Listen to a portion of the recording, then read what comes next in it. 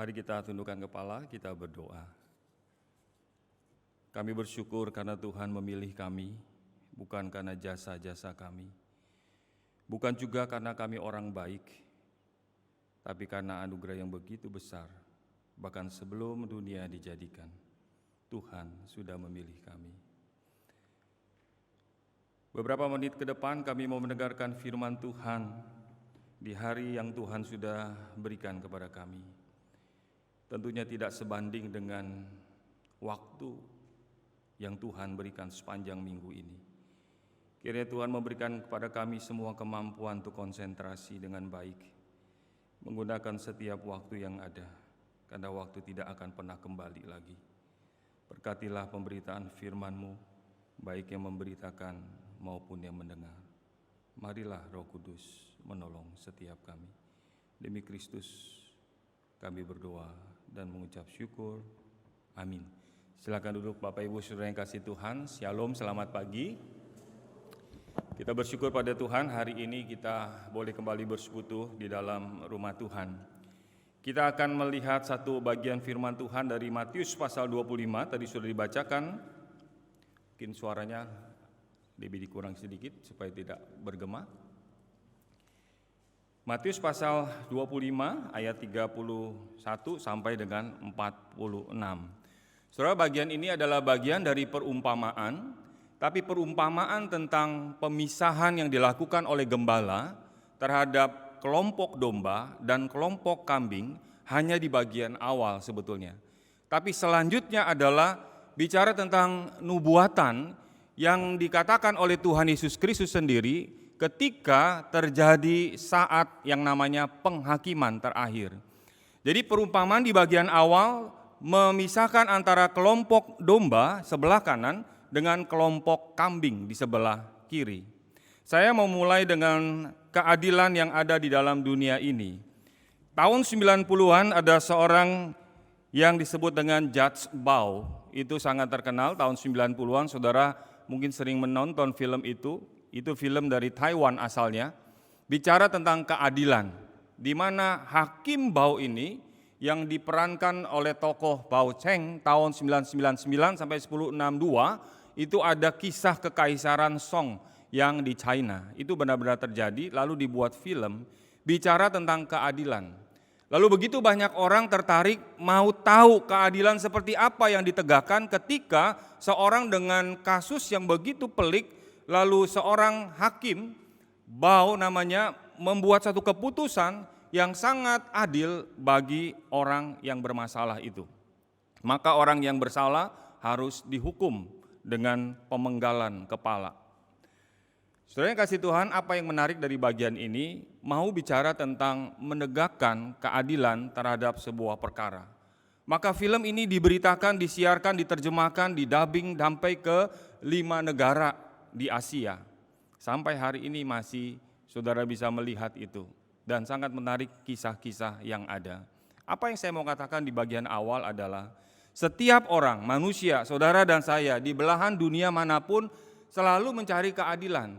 Mana yang benar, mana yang jahat, mana yang benar, mana yang salah, yang baik, yang jahat, yang benar, yang salah.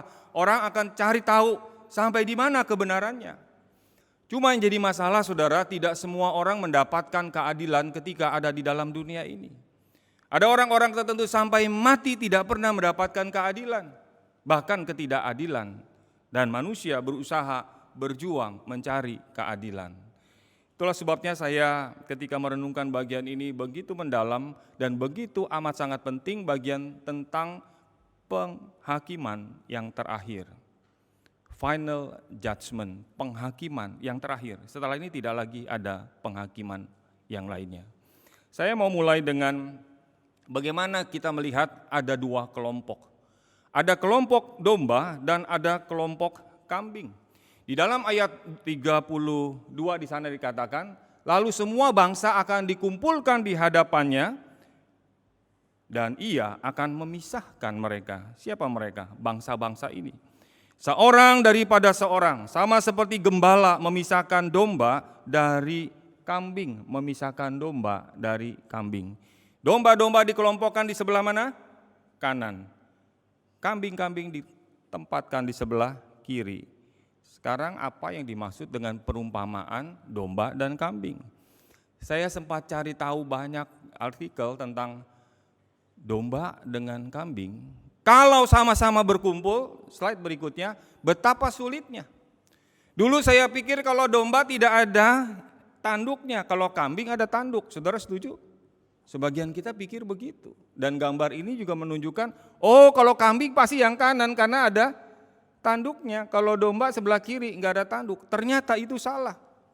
Salah kenapa? Karena ada juga domba yang punya tanduk. Kalau saudara mau meneliti, dulu saya pikirnya kalau domba nggak ada tanduk, kalau kambing ada tanduk. Ternyata saya salah.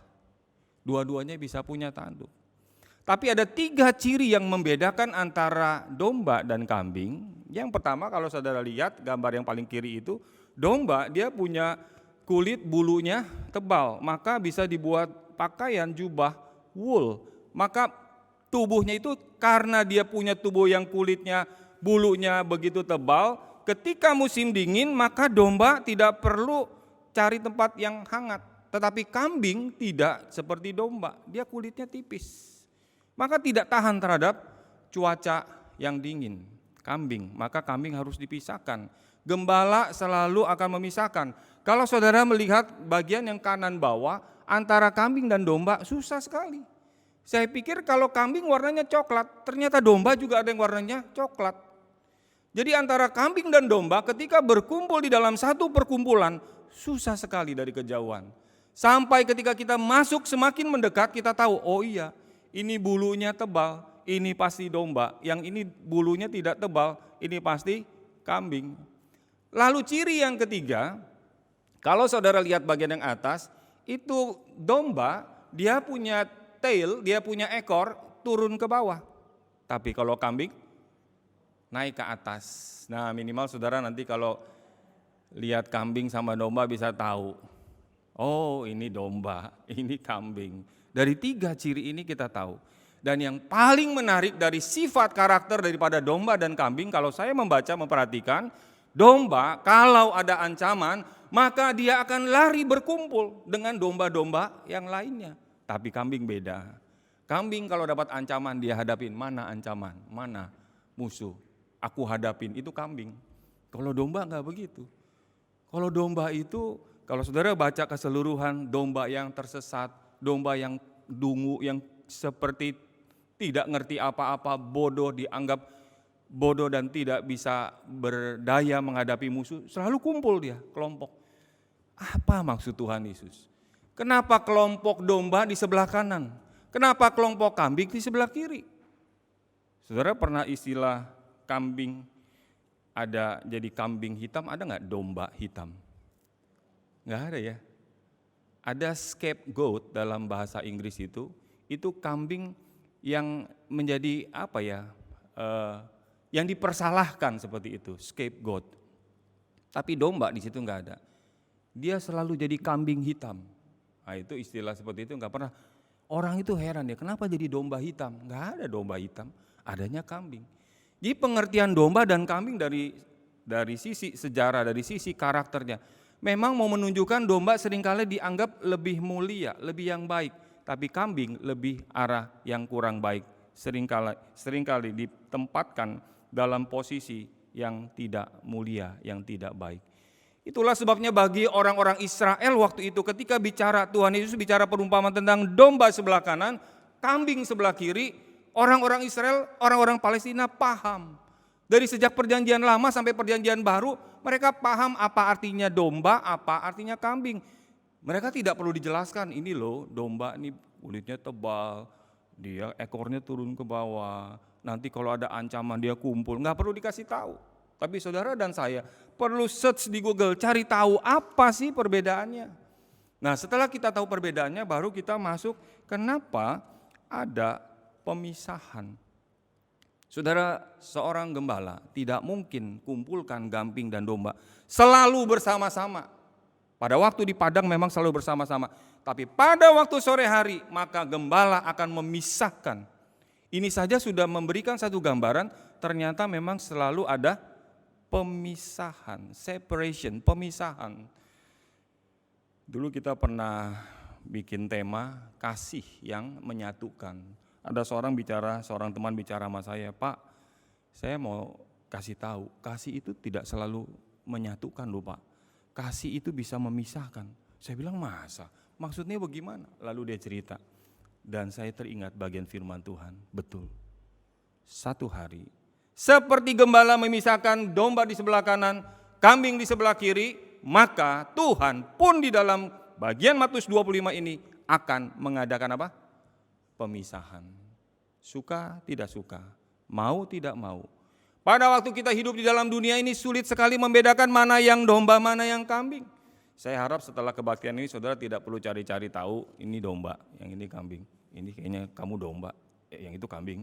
Nggak usah begitu ya saudara. Ini mau kasih tahu kepada kita, Tuhan Yesus sedang bicara tentang orang-orang yang berkenan kepada di sebelah kanan. Sementara orang-orang yang tidak berkenan, yang jahat itu sebelah kiri. Dan orang selalu ingin di sebelah kanan. Saudara kalau dengar kata kanan, pasti bicara tentang sesuatu yang terhormat. Yesus duduk di sebelah mana? Kanan Allah Bapa. Ibu Yakobus dan Yohanes meminta anak-anaknya dapat posisi sebelah kanan dulu, baru sebelah kiri. Lalu kalau kita menjadi tangan kanan, saudara kalau jadi tangan kanan bos, tenang saudara. Tapi kalau kita jadi tangan kiri, bos, gak pernah dengar Pak, adanya tangan kanan. Kanan ini bicara tentang yang baik-baik, yang mulia, yang menghormati. Maka Tuhan tahu menempatkan domba di sebelah kanan. Demikian juga orang tua kalau mengajarkan anak-anaknya, terima barang pakai tangan apa? Kiri, salah, tangan kanan. Kenapa sih siapa yang ajarin tangan kanan? Emang gak boleh tangan kiri aja? Jangan, tangan kanan. Tangan kanan lebih sopan, tangan kiri buat urusan di belakang, tangan kanan aja. Saudara, kita perhatikan, dari awal perumpamaan ini jelas sekali bahwa pertama memang akan ada pemisahan. Tuhan akan melakukan pemisahan. Siapa yang kelompok domba, siapa yang sungguh-sungguh menjadi milik Kristus, dan siapa yang bukan miliknya. Dari awal Tuhan sebetulnya sudah tahu. Kita maunya Tuhan kalau perlu sekarang aja dilakukan pemisahan, jangan. Matius sering mengungkapkan perbedaan pemisahan antara yang benar dengan yang jahat, antara yang baik dengan yang tidak baik. Ingat kisah lalang dengan gandum. Ikan-ikan yang besar dengan ikan-ikan yang kecil di dalam pukat selalu dipisahkan, selalu dipisahkan. Cuma kita kadang-kadang gak sabar, Tuhan sekarang aja, jangan nanti kelamaan, saya udah gak kuat ini. Sekarang aja dilakukan pemisahan, seleksi, enggak. Tuhan bilang sabar, jangan dicabut. Kalau dalam domba nanti ada waktunya. Domba dan kambing biarkan sama-sama di padang rumput, tapi pada waktu tiba sore hari, maka harus ada pemisahan. Pengkhotbah pasal 3 ayat 8 berkata, ada waktu untuk mengasihi, ada waktu untuk membenci. Kok orang Kristen membenci Pak? Kok Alkitab bilang boleh membenci? Maksudnya apa ini? A time to love and a time to hate. Saat penghakiman terakhir, bukan saatnya lagi untuk mengasihi, mengampuni, menerima. Tapi saatnya untuk apa? Menghakimi dan memisahkan. Sekarang kita belum sampai ke penghakiman terakhir. Maka saudara dan saya adalah orang yang paling berbahagia hari ini. Karena apa? Karena kita sudah diingatkan akan ada penghakiman terakhir dan kita gak bisa balik ke belakang. Kita gak bisa balik ke tanggal 15 Mei 2022 lagi. Kalau kita sudah tiba di penghakiman terakhir nanti. Pada saat pemisahan, sekarang semua campur. Tadi seperti kambing dan domba, kumpul sama-sama. Kita nggak bisa protes sama Tuhan. Ini yang dilakukan oleh Tuhan Yesus. Hakim yang adil, Yesus Kristus, akan mengadakan pemisahan. Mari di bagian pertama kita ingatkan diri kita. Sudahkah saudara ada di kelompok domba? Ataukah ada orang-orang yang masih di kelompok kambing? Sekarang masih ada kesempatan, penghakiman belum dimulai. sekarang masih dikasih kesempatan. Maka di bagian yang kedua, Alkitab berkata, Tuhan Yesus bilang, ada kerajaan di ayat 34 yang sudah disediakan bagimu sejak dunia dijadikan. Dan raja itu akan berkata kepada mereka, ayat 34. Mari kita baca bersama-sama. 1, 2, 3. Dan raja itu akan berkata kepada mereka yang di sebelah kanannya, mari hai kamu yang diberkati oleh Bapakku, terimalah kerajaan yang telah disediakan bagimu sejak dunia dijadikan. Prepared for you from the foundations of the world. Sudah disediakan. Jadi pada waktu orang-orang ini sudah disediakan kerajaan, berarti dia sudah mendapatkan sebelum. Bahkan di dalam Efesus pasal 1 ayat 4, sebelum dunia dijadikan. Di dalam Dia Allah telah memilih kita sebelum dunia dijadikan, supaya kita kudus dan tak bercacat di hadapannya. Jadi waktu Tuhan mengadakan pemisahan, terus Tuhan Yesus sang raja itu, sang hakim itu berkata, Bapa sudah berkenan kepada kamu, bahkan sudah menyediakan kepadamu kerajaan, warisan kerajaan sebelum. Kata sebelum itu penting sekali, sudah disediakan sebelum. Artinya apa? Di sini bagian yang sangat penting. Ketika domba-domba itu melakukan bagiannya, tugasnya, itu bukan supaya dia menerima keselamatan anugerah ada di sebelah kanan menikmati warisan, bukan. Kenapa? Karena dengan jelas seluruh Alkitab mengatakan kamu dipilih sebelum kamu percaya. Maka konsep ajaran tentang pilihan Tuhan, suka tidak suka, saudara kalau baca Alkitab baik-baik, memang Tuhan sudah menentukan melakukannya. Cuma kita nggak ngerti bagaimana Tuhan memilih kita sebelum saya percaya kepadanya. Sebelum saya melakukan perbuatan-perbuatan baik, Tuhan sudah memilih untuk saya berada bersama dengan Dia di dalam kekekalan. Apakah dengan begini saudara dan saya boleh berdiam diri? Nanti kita lihat. Jadi masalahnya apa antara domba dengan kambing? Mari kita baca satu ayat lagi, Filipi pasal 2 ayat 12. 1, 2, 3. Hai saudara-saudaraku yang kekasih, kamu senantiasa taat. Karena itu tetaplah kerjakan keselamatanmu bagaimana? Dengan takut dan gentar. Bukan saja seperti waktu aku masih hadir, tetapi terlebih pula sekarang waktu aku tidak hadir. Ayat ini, kalimat ini ditujukan Paulus kepada orang-orang Kristen yang sudah selamat, yang sudah menerima anugerah keselamatan, dapat kerajaan, warisan kerajaan itu.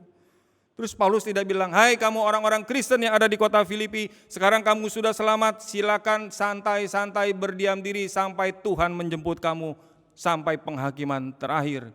Paulus tidak bilang begitu. Tapi justru Paulus katakan, kamu sudah selamat, saudara-saudaraku yang kekasih. Kalau bicara saudara, bicara sebagai anggota tubuh Kristus yang kekasih. Kamu sudah taat. Tidak cukup sampai di situ. Karena itu, tetaplah kerjakan keselamatanmu. Beberapa waktu yang lalu di dalam kelas sekolah penginjil awam saya bahas tentang kepastian keselamatan, kembali mengingatkan ini. Kalau saudara dan saya sudah selamat, kalau saya hamba Tuhan, saudara anak Tuhan, kita sama-sama melayani Tuhan, maka ketika saudara dan saya sudah selamat, tidak mungkin saudara dan saya jadi orang yang pasif berdiam diri. Tidak mungkin. Kenapa? Seluruh Alkitab mengatakan, ketika orang sudah diselamatkan, maka Roh Kudus yang diberikan dalam hati kita tuh nggak bisa berdiam diri. Dia terus menggelisahkan hati kita.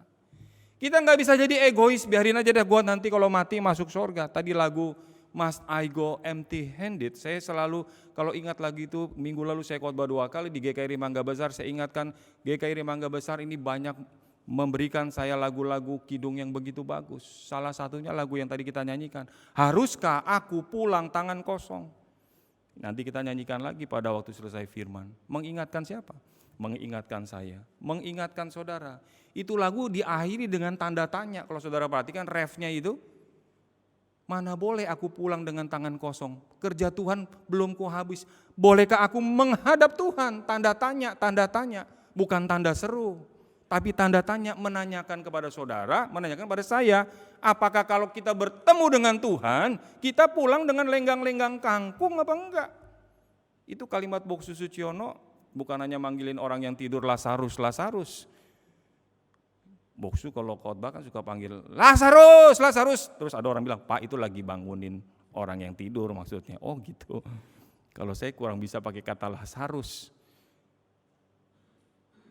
Yang saya ingat dari Boksu, lebih dari Lazarus membangunkan orang yang tidur, tapi soal pulang dengan lenggang-lenggang kangkung. Itu Boksu ngomong begitu, ceplak di kepala saya. Aduh Tuhan, jangan sampai saya pulang ke surga ketemu Tuhan. Kalaupun jadi kelompok domba, jangan sampai pulang domba sendirian. Terus beliau tambahkan, nanti malaikat keplak saudara kepalanya, untung kamu keburu pulang. Gambaran tentang anak yang pulang, diomelin sama orang tua, untung belum dikunci pintunya, dikeplak kepalanya, masuk sana tidur.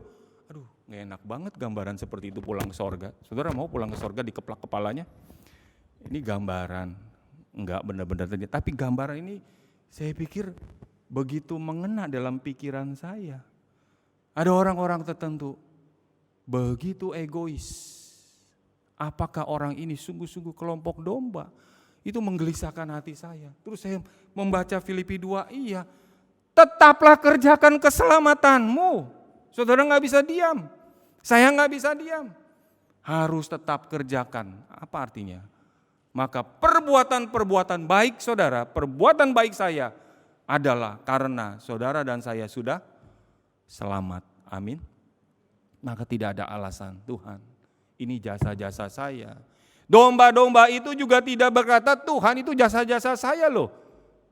Tidak.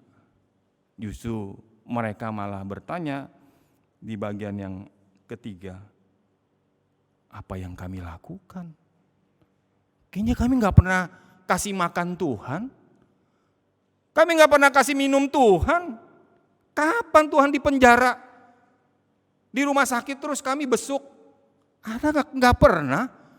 Domba sama domba tanya, kamu memang pernah besuk Tuhan Yesus? Gak pernah. Jadi siapa itu? Pernahkah kita ketika dia sebagai orang asing, lalu dikasih tempat? Kenapa orang asing ditempatkan di sini? Pada waktu itu belum ada Airbnb, saudara. Di zaman Palestina. Tidak banyak hotel, tidak ada juga Airbnb. Itu aplikasi orang yang punya rumah langsung menyewakan ruangan, kamar tidur jadi aplikasi Airbnb ini mendunia. Saudara tidak perlu punya rumah di mana-mana, tapi saudara bisa punya rumah di mana-mana dengan aplikasi ini. Tujuannya supaya kita bisa menginap, tapi waktu itu belum ada. Maka kalau orang asing bisa ada di satu tempat, lalu dia kesulitan cari hotel, cari penginapan, lalu saudara kasih tempat, itulah yang dikatakan oleh bagian ini. Ketika aku sebagai orang asing, kamu kasih aku tempat menginap, penginapan.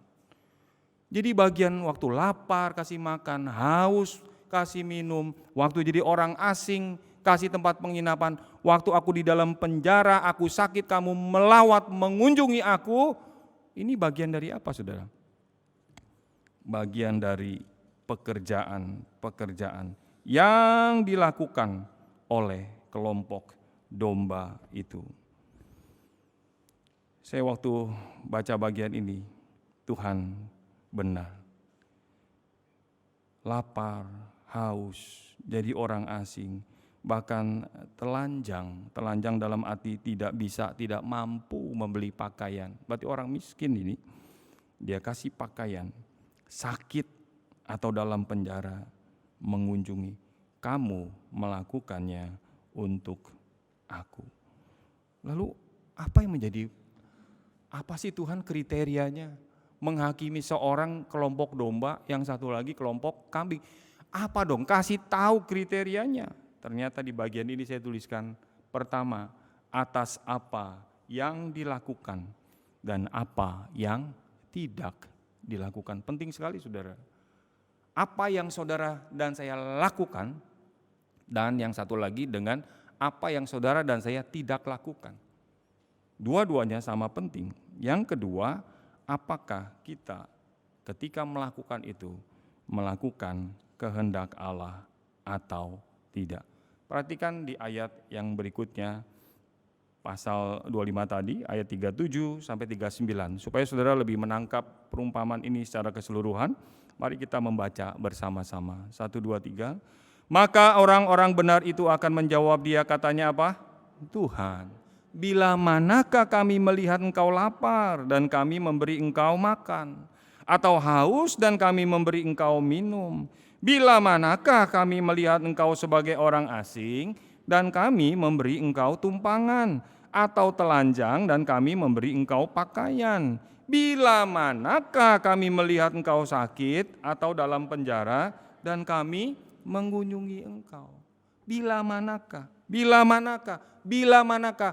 When? Kapan? When? Kapan Tuhan? Kapan? Heran ya. Saudara renungkan sejenak coba. Kelompok orang benar ini, kelompok domba ini, ketika dia melakukan itu, motivasinya apa saudara? Dia nggak ada motif, aku lakukan ini, aku mau besuk, aku mau kasih orang miskin, aku mau kasih orang minum, supaya nanti aku jadi kelompok domba. Perhatikan, beda sekali. Orang-orang ini sudah jadi kelompok orang benar, sudah ada dalam kelompok domba. Barulah ketika dia sudah jadi kelompok domba, Roh Kudus diberikan kepada kita orang percaya dalam konteks sekarang, maka tadi saya katakan kita nggak bisa diem. Hati kita tergerak. Ada si itu yang belum ditolong, ada si itu yang belum didoakan, ada si B yang saya belum kunjungi, ada si ini yang saya belum perhatikan. Orang-orang ini bisa jadi di sekitar rumah saudara yang paling dekat, bisa jadi ada di ujung dunia yang jauh sekali. Ketika saudara mengingat siapa yang bagian yang berikutnya, orang-orang yang merupakan saudara-saudara dari Tuhan Yesus. Di ayat 40 dikatakan, aku berkata kepadamu, sesungguhnya segala sesuatu yang kamu lakukan untuk salah seorang dari saudaraku yang paling hina ini. Kan kita bertanya, Tuhan siapa saudaraku yang paling hina ini yang dimaksudkan oleh Tuhan Yesus? Kamu telah melakukannya untuk aku. Semua kita ketika dengar khotbah ini, ketika saya persiapkan ini, saya juga bertanya, para teolog juga bertanya, siapa saudara-saudara daripada Tuhan Yesus? Siapa orang yang dianggap saudara dan yang paling hina itu? Hingga ketika waktu di dalam penghakiman terakhir, waktu kita berjumpa dengan Tuhan, Tuhan berkata persis seperti domba ini. Ketika kamu memberi makan, ketika kamu memberi minum, ketika aku telanjang kamu memberi pakaian, ketika aku dalam penjara, di dalam rumah sakit engkau melawat mengunjungi aku. Terus kita tanya, siapa Tuhan? Siapa Tuhan? Orang-orang ini ternyata dia melakukan apa yang harus dilakukan. Tapi ada kelompok yang lain, kelompok kambing, sebaliknya tidak melakukan. Kalau yang kelompok domba dia selalu rindu melakukan pekerjaan Tuhan karena Roh Kudus menggelisahkan, mengerjakan perbuatan-perbuatan baik itu di dalam diri dia. Apalagi Tuhan, apalagi, sampai dinyanyikan sampai bertemu di rumah Bapa. Dia terus menerus sampai akhir kehidupan selalu rindu, selalu gelisah. Tapi kelompok kambing dia tidak melakukan apa-apa. Saya teringat Yakobus pasal 4. Ayat 17, kita baca untuk memperingatkan kita semua di tempat ini tentang orang-orang yang tidak melakukan apa yang seharusnya dilakukan. Yakobus pasal 4 ayat 17, 1, 2, 3. Jadi jika seorang tahu bagaimana ia harus berbuat baik, tetapi ia tidak melakukannya, bagaimana? Ia berdosa. Jadi kalau ada orang yang melakukan dosa, itu adalah dosa. Dia melakukan perbuatan dosa. Tapi ada kelompok lain yang tidak melakukan apa yang seharusnya dilakukan. Berarti yang satu tahu salah, yang jahat dia lakukan itu berdosa. Tapi kelompok yang satu lagi, dia tahu itu harusnya dilakukan, tapi dia tidak melakukan. Dia diam saja, biarin aja. Saudara, saya ingat ada satu hamba Tuhan Hudson Taylor ketika dia pergi ke China. Saya baca kisahnya ketika dia sampai di sana dia begitu sedih. Orang-orang begitu sibuk di dalam perahu, ketika di dalam perahu itu semua sibuk bisnis, ada orang tenggelam, teriak-teriak, tolong, tolong, tolong, tolong, nggak ada yang tolongin. Diem aja, masing-masing sibuk. Heran saudara. Dan akhirnya pemuda itu mati tenggelam. Hudson Taylor waktu lihat itu saya baca, dia bilang heran ya. Ada orang teriak-teriak nih, orang pada bisnis diem-diem aja. Sibuk dengan urusan sendiri, biarin aja. Dan orang itu mati. Di saat itulah Hudson Taylor berpikir, bagaimana orang-orang yang dibiarkan mati itu harus meminta pertanggungjawaban kepada siapa? Dan dia melihat, saya salah satunya orang yang harus bertanggung jawab. Maka dia pergi ke China. Saudara, mengerikan sekali kisah awal perjalanan misi. Bagaimana orang-orang yang membiarkan. Itulah sebabnya setiap hari Jumat saya mengajak jemaat-jemaat, mari kita berdoa. Kita nggak pernah pergi ke Ogan Ilir segala macam di Sumatera Selatan, suku-suku yang bagi kita itu asing. Kita nggak pernah dengar, saya pun nggak pernah dengar. Saya pernah pergi ke suku anak dalam daerah Jambi sana, tapi nggak tahu sub-sukunya. Di Kalimantan ada 400 lebih, 405 sub-suku. Kita taunya orang Dayak, tapi orang Dayak ini ada sub-suku 400-an lebih. Seluruh Kalimantan, pulau terbesar kedua di dunia. Hutan terbesar di dunia nomor 3 setelah Brasil. Saudara, nggak main-main Indonesia ini. Berapa banyak itu manusia di dalamnya. Maka ketika kita berdiam diri, tidak seolah-olah ya sudahlah, itu bukan tanggung jawab saya lah Tuhan. Hati-hati. Ayat ini mengingatkan, sama bersalahnya, sama berdosanya orang-orang yang melakukan dosa dan dia tahu itu jahat, dia lakukan, tapi kelompok lain ada hal yang baik yang harus saudara dan saya lakukan, terus kita berdiam diri saja. Tadi seperti saya katakan, orang itu bisa mati tenggelam karena kita tidak ambil bagian. Nah, ini kelompok kambing yang anteng-anteng aja, diam-diam aja, biarin aja. Pada waktu penghakiman terakhir, mereka harus mempertanggungjawabkan. Ngeri saudara. Kalau kita bisa merasakan kegelisahan, kita harus bersyukur. Kenapa? Karena Roh Kudus berarti tinggal dalam diri kita, masih mengingatkan kita, masih mau menggerakkan hati kita, menyatakan kesalahan kita, lalu kita berubah. Sebelum ketok palu, udah selesai. Ini penghakiman terakhir. Kalau palu sudah diketok, Sang Hakim, Sang Raja, Yesus Kristus yang memegang tongkat penghakiman jauh lebih daripada Judge Bow. Kalau saudara tonton film Judge Bow itu kalau dia sudah mulai ambil, dia lempar begitu, wah, nggak ada yang tawar, bentar Hakim, tunggu ya, saya nggak ada lagi alasan. Semua data-data, dia bukan asal ngomong, semua data-data sudah dibukakan. Waktu itu kamu begini, lempar langsung itu ada 3 guletin, potong kepalanya. Apakah kamu rakyat, apakah kamu pejabat, kamu orang, apapun ada bagiannya untuk penggal kepala. Aduh, ngeri sekali.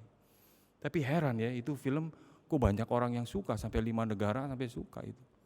Sampai 200-an episode itu. Saya sih baru nonton berapa episode aja.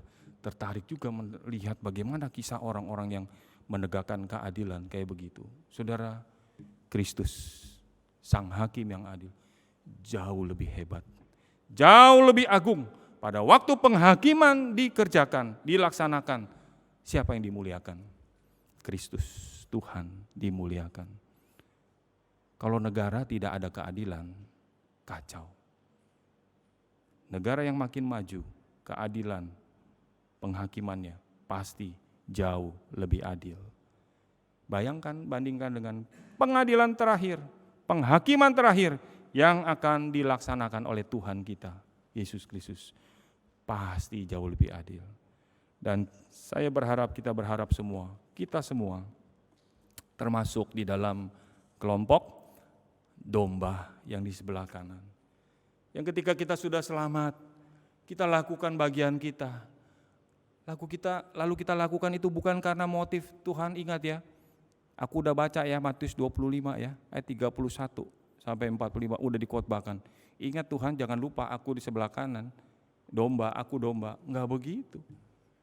Tapi secara otomatis kita selalu tergerak, Tuhan, apalagi yang masih kurang? Bagaimana aku membalas segala kebaikan cinta kasih Tuhan? supaya anugerah yang Tuhan berikan tidak jadi murahan.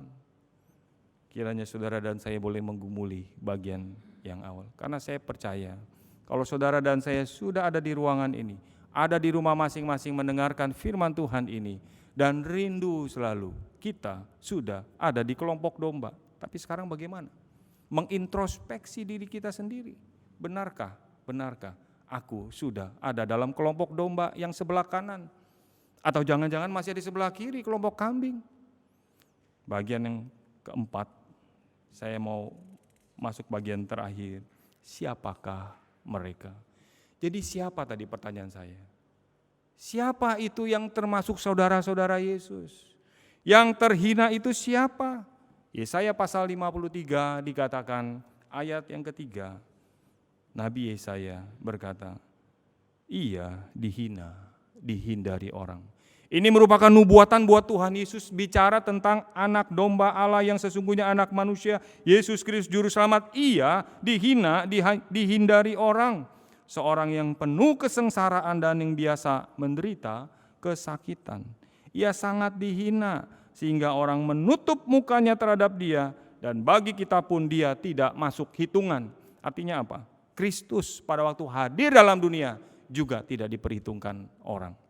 Maka ketika saya membaca bagian Yesaya pasal 53 ini, maka saya teringat di ayat 48, ayat 50 tadi. Siapakah saudaraku?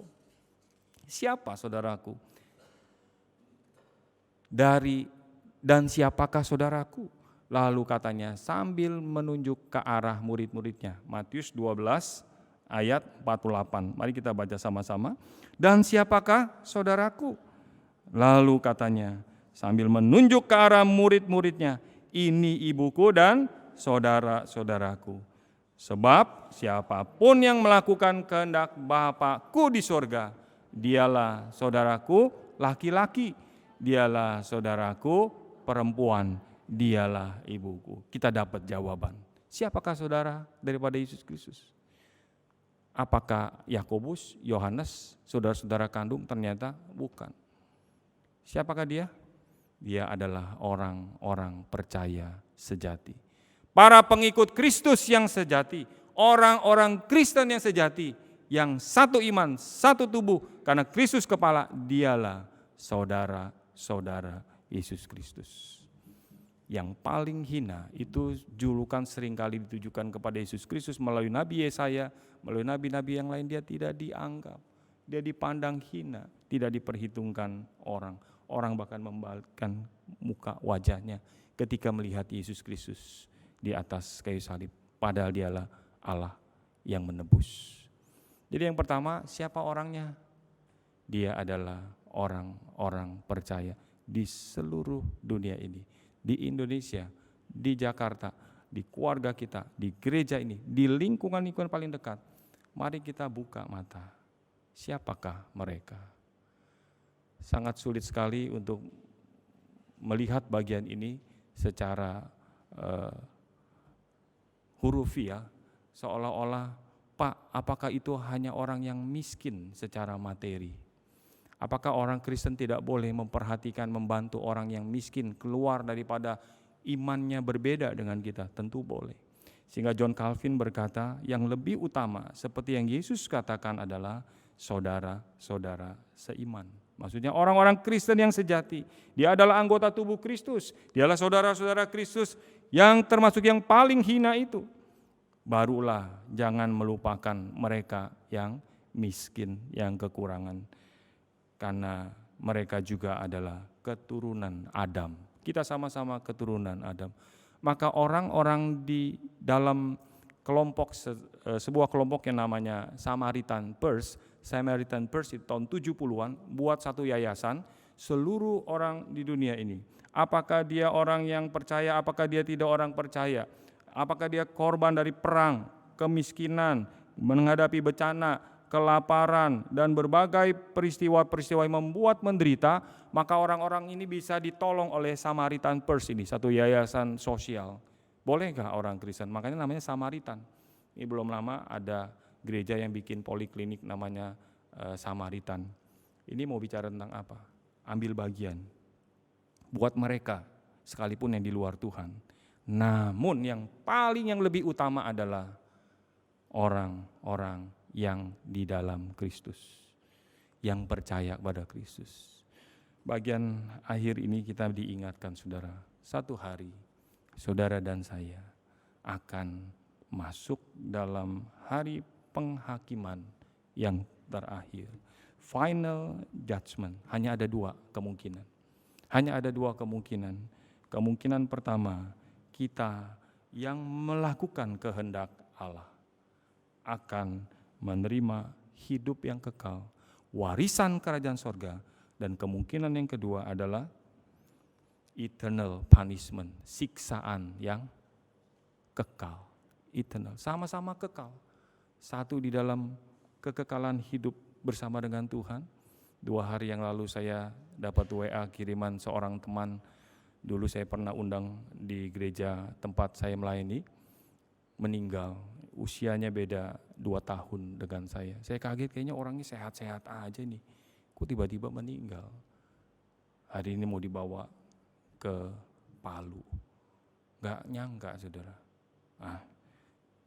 Bagian situ tidak lagi ada kesempatan. Kiranya hari ini saudara dan saya diingatkan, apakah kita sudah melakukan bagian kita ketika kita harus menjadi sekelompok dengan domba-domba itu, ataukah kita tidak melakukan apa-apa dan kita tidak dapat membela diri lagi. Kiranya Tuhan menolong saudara dan saya untuk mengingat perumpamaan ini, penghakiman terakhir ini, supaya satu hari kita tidak terheran-heran, terkejut. Amin. Mari kita bangkit berdiri. Kita naikkan pujian seperti yang tadi saya katakan, dari pujian nomor yang keempat. Ini lagu mengingatkan saudara, mengingatkan saya. Ini sebuah pertanyaan bagi saudara dan saya. Kita naikkan pujian ini dari bait yang pertama. Kami menjadi kesatuan.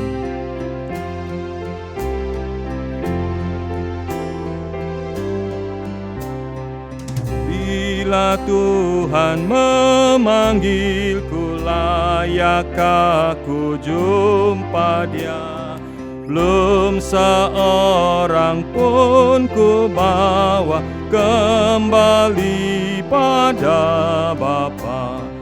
Tangan hampaku pulang, jumpa Tuhan di surga. Belum seorang pun ku bawa, layakkah ku jumpa Dia?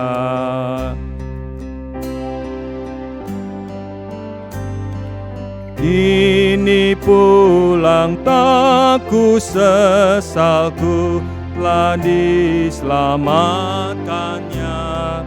Tapi hatiku sedihlah, kejaku berbuah. Tangan hampaku pulang, jumpa Tuhan di surga. Belum seorang pun ku bawa, layakkah ku jumpa Dia? Sebelum kita nyanyikan pujian bait ketiga, mari kita renungkan. Apakah saudara pernah mengingat orang-orang yang harus saudara tolong, saudara perhatikan, saudara ambil bagian di dalamnya?